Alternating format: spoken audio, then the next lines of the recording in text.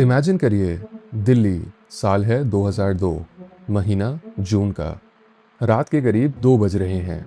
Power cuts already common थे उस time. गलियों में अंधेरा है। लोग छतों पर सो रहे थे क्योंकि जून की हीट अनबियरेबल थी। और फिर एक चीख सुनाई देती है। किसी ने चिल्लाया, मुंह नुचवा आ गया।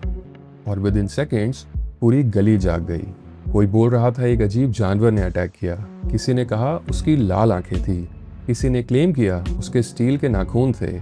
और सबसे डिस्टर्बिंग पार्ट, विक्टिम्स के बॉडी पर एक्चुअल स्क्रैचेस मिल रहे थे। अगले कुछ हफ्तों में दिल्ली पैनिक मोड में चली गई। नाइट पेट्रोल ग्रुप्स बनने लगे। लोग लाठियां लेकर छतों को गार्ड करने लगे। पुलिस कंट्रोल रूम्स कॉल से जैम होने लगे। हॉस्पिटल्स में इंजर्ड लोग आ रहे थे। और मीडिया हर रात एक नया हॉरर स्टोरी ब्रॉडकास्ट कर रहा था। लेकिन यहाँ सबसे बड़ा क्वेश्चन ये था, अगर मंकी मैन रियल नहीं था तो पूरी दिल्ली किस चीज़ से डर रही थी? आइए समझते हैं आज के केस में।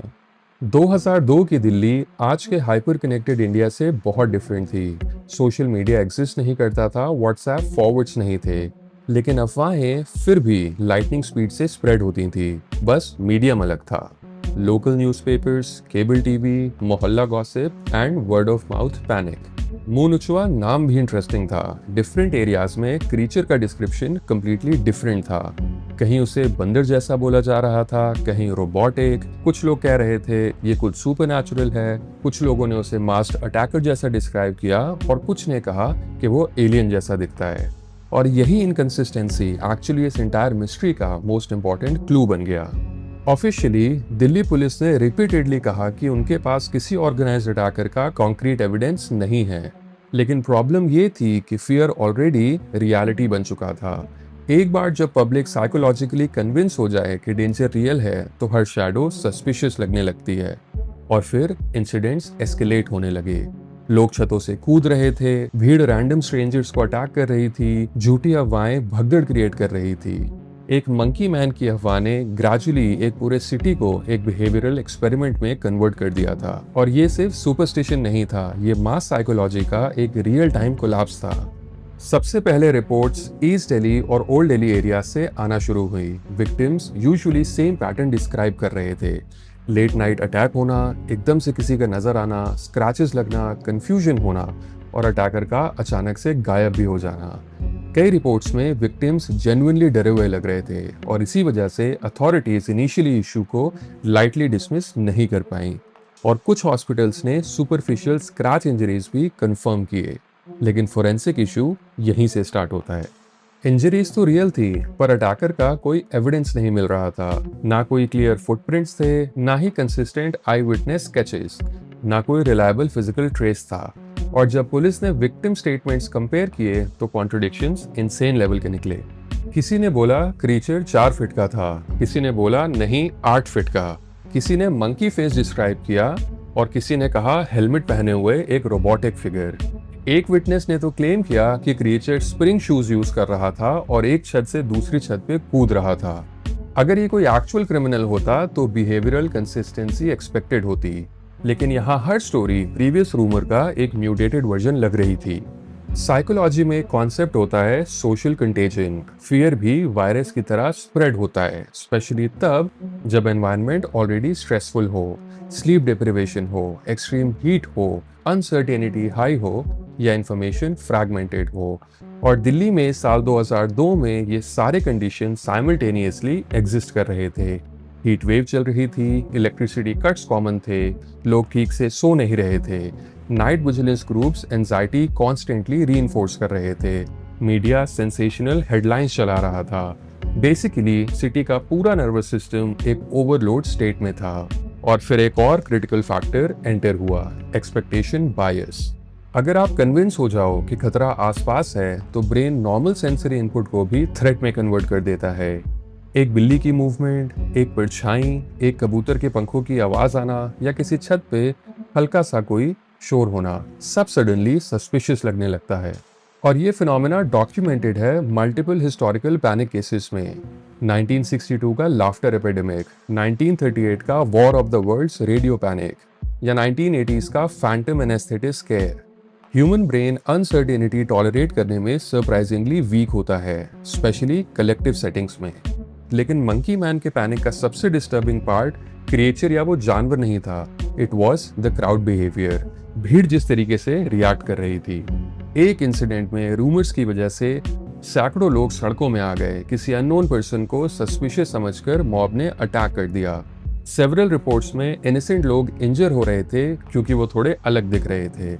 यहाँ मिस्ट्री ग्रेजुअली सुपरनैचुरल से साइकोलॉजिकल टेरिटरी में शिफ्ट हो जाती है।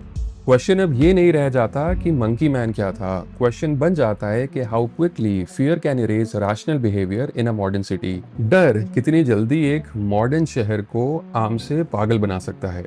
और यहाँ मीडिया का रोल भी कॉम्प्लिकेटेड था। कुछ न्यूज़पेपर्स थे जो स्केप्टिसिज्म मेंटेन कर रहे थे, वो फैक्ट्स दिखा रहे थे, लेकिन बहुत सारे लोकल चैनल्स पैनिक एम्पलीफाई कर रहे थे क्योंकि डर से उनके चैनल को टीआरपी मिल रही थी। हर रात नई साइटिंग्स की खबरें, नए स्केचेस दिखाना, नई थ्योरीज प्रेजेंट करना, और जो ग्राफिक्स यूज किए जा रहे थे वो बिल्कुल किसी हॉरर फिल्म के सीन लगते थे। और जब मीडिया अनसर्टेनिटी को सेंसेशनल फॉर्मेट में पैकेज करता है तो पब्लिक इमेजिनेशन एविडेंस से ज्यादा पावरफुल हो जाती है। इसीलिए इन्वेस्टिगेटर्स के लिए सिचुएशन नाइटमेयर बन गई। आप टेक्निकली किसी इनविजिबल रूमर या अफवाह को अरेस्ट नहीं कर सकते। पुलिस ने पेट्रोल्स इंक्रीज किए, पब्लिक एडवाइजरीज इशू हुई, फॉल्स रूमर या अफवाहें फैलाने पे वार्निंग्स दी गई, लेकिन पैनिक इरैशनल सिस्टम्स फॉलो नहीं करता। एक बिजार ट्विस्ट तब आया जब कुछ थ्योरीज ने मून उचवा को ऑर्गेनाइज क्रिमिनल गैंग से कनेक्ट करना स्टार्ट किया। कुछ लोगों ने बोला अटैकर्स मेटालिक क्लॉज यूज करते हैं, कुछ ने कहा ये कोई फॉरेन टेक्नोलॉजी है, और सुपरनैचुरल एक्सप्लेनेशंस भी एग्रेसिवली सर्कुलेट होने लगी। लेकिन प्रॉब्लम सिंपल थी, किसी भी थ्योरी के फेवर में कोई हार्ड एविडेंस एग्जिस्ट नहीं करता था। ज्यादातर रिसर्चर्स और बिहेवियरल एक्सपर्ट्स आज इस इवेंट को क्लासिक मास हिस्टेरिया और रूमर ड्रिवन पैनिक केस में मानते हैं। और मास हिस्टेरिया का मतलब ये नहीं होता कि विक्टिम्स फेक कर रहे हैं। Fear physically real symptoms create कर सकता है। Adrenaline, hallucination like misinterpretation, sleep confusion, panic injuries, self inflicted scratches during startled reactions. Brain कभी कभी इनकम्प्लीट इंफॉर्मेशन को टेरिफाइंग सर्टेनिटी में कन्वर्ट कर देता है, स्पेशली अंधेरे में, स्पेशली भीड़ में, स्पेशली जब आपको ऑलरेडी लग रहा हो कि खतरा आपके आसपास है। इंटरेस्टिंगली कुछ सोशियोलॉजिस्ट लेटर ये आर्ग्यूमेंट देते हैं कि monkey man panic deeper urban anxieties का सिम्टम भी था। Rapidly overcrowded city, poor infrastructure, heat stress, crime का डर, इंस्टीट्यूशनल डिस्ट्रेस, इकोनॉमिक प्रेशर। ये पैनिक क्रिएचर के बारे में कम था और कलेक्टिव इनसिक्योरिटीज के बारे में ज्यादा था। और फिर जैसे सडनली पैनिक स्टार्ट हुआ था वैसे ही डिसअपीयर भी होने लगा। कोई फाइनल अरेस्ट नहीं हुआ, कोई फाइनल एक्सप्लेनेशन नहीं आई, कोई ड्रामेटिक रिवील नहीं हुआ, बस धीरे धीरे रिपोर्ट्स कम हो गई, मीडिया अटेंशन शिफ्ट हो गई और सिटी नॉर्मल रूटीन में वापस आ गई। लेकिन ऑफिशियली अनरिजॉल्व रह गया एक स्ट्रेंज क्वेश्चन, अगर अटैकर रियल नहीं था तो स्क्रैचेस कहाँ से आए? एक्सपर्ट्स का मानना है कि ये पैनिक इतने बड़े स्केल का था कि कुछ लोगों ने जाने अनजाने में अपने आप को हर्ट किया। लोग एंग्शियस थे, लोग कंफ्यूज थे, ठीक से सो नहीं रहे थे, स्ट्रेस था और उसमें ऐसा होना पॉसिबल है। पर फिर भी ये क्वेश्चन शायद अनरिजॉल्व ही रह जाएगा। मॉडर्न पर्सपेक्टिव से देखें तो आज शायद सिचुएशन इतनी एस्केलेट नहीं होती। आज हमारे पास सीसीटीवी नेटवर्क्स हैं, स्मार्टफोन्स हैं, इंस्टेंट वेरिफिकेशन हो जाता है, डिजिटल फोरेंसिक्स अवेलेबल हैं और यहाँ तक कि एआई एनहांस सर्वेलेंस भी है। आज अगर कोई ऐसा क्रिएचर या जानवर होता तो उसकी 10 एंगल से 50 फुटेज आ जाती। लेकिन आयरॉनिकली टेक्नोलॉजी भी मिस इन्फॉर्मेशन एम्पलीफाई कर सकती है। डीप फेक्स हैं, वायरल एडिट्स हैं और एल्गोरिदम ड्रिवन पैनिक भी होते हैं। सो मे बी टूल्स चेंज होते हैं लेकिन ह्यूमन साइकोलॉजी उतनी नहीं। और शायद इसीलिए Muhnochwa case, the monkey man case आज भी इतना फैसिनेटिंग है, बिकॉज अल्टीमेटली ये किसी मॉन्स्टर की स्टोरी नहीं थी, ये एक मिरर था, एक रिमाइंडर कि सिविलाइज्ड सिटीज भी कभी कभी डर के सामने सरप्राइजिंगली फ्रेजाइल होती हैं। हम यूजुअली सोचते हैं कि पैनिक सिर्फ एंशिएंट विलेजेस, पुराने गांव या आइसोलेटेड कम्युनिटीज में होता है, बट 2002 में इंडिया की कैपिटल सिटी ने प्रूव कर दिया कि जब अनसर्टेनिटी, एग्जॉशन, अफवाहें और इमेजिनेशन कंबाइन होते हैं तो इंसान खुद अपने लिए मॉन्स्टर क्रिएट करने लगता है। और शायद सबसे अनकंफर्टेबल पॉसिबिलिटी ये है कि मंकी मैन कभी एग्जिस्ट ही नहीं करता था, except inside the minds of millions of terrified people.